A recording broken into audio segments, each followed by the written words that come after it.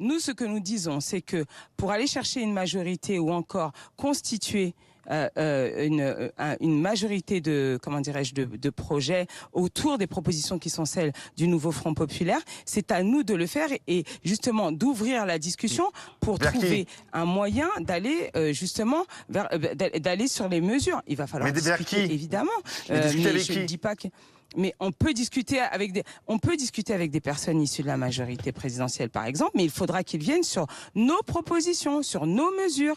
Mais avec pas l'aile donner gauche de la l'impression, Macronie, des gens comme Sacha Houlier, Clément Beaune. Pourquoi pas? Mais en tout cas, ce que je dis, c'est que ça ne peut pas être Monsieur Emmanuel Macron, président de la République, qui a perdu sa majorité encore plus que la dernière fois, à nous dicter la façon dont nous allons le faire. Enfin, je veux dire, c'est que chacun doit rester non seulement dans son rôle, mais surtout, il doit respecter les résultats du scrutin du 7 juillet. Moi, c'est ce que je trouve absolument hallucinant. On n'a pas à nous dire avec qui on a le droit de discuter, pas discuter. D'accord, mais Emmanuel Macron dit qu'il faut laisser du temps au temps. Il faut laisser du temps au temps pour faire quoi? Pour pourrir la situation? Non, mais pour laisser... Alors, on aurait aimé aussi qu'il laisse du temps au temps au lieu de dissoudre instantanément, justement, cette assemblée parce qu'il pensait faire un coup de maître. Et aujourd'hui, c'est lui-même qui se retrouve piégé. Donc, c'est très drôle, en fait. Monsieur en Emmanuel attendant, Macron vous n'avez toujours pas de Premier ministre à nous proposer, Madame Diop. Le grand maître de l'horloge du temps. En attendant, vous n'avez toujours pas de Vous savez, ça va venir. Soyez juste un petit peu patient. Ça va venir. Ah, donc écoutez, là aussi, vous demandez du temps. C'est une décision qui va impacter toute la France.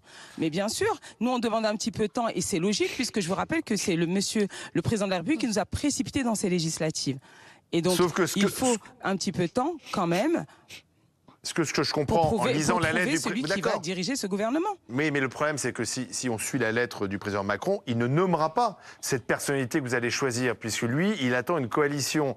Donc si c'est Olivier Faure ou un autre, il ne nommera pas. Il doit respecter il n'y a pas de coalition alternative. Excusez-moi, mais ce que je veux dire à monsieur Emmanuel Macron, c'est qu'il doit respecter la démocratie dans notre pays. Oui, il doit effectivement nommer appeler le prochain Premier ministre, mais il doit être issu du groupe majoritaire à l'Assemblée nationale. Le groupe majoritaire, il s'appelle Nouveau Front populaire, et c'est à nous de décider qui nous voulons justement pour le diriger.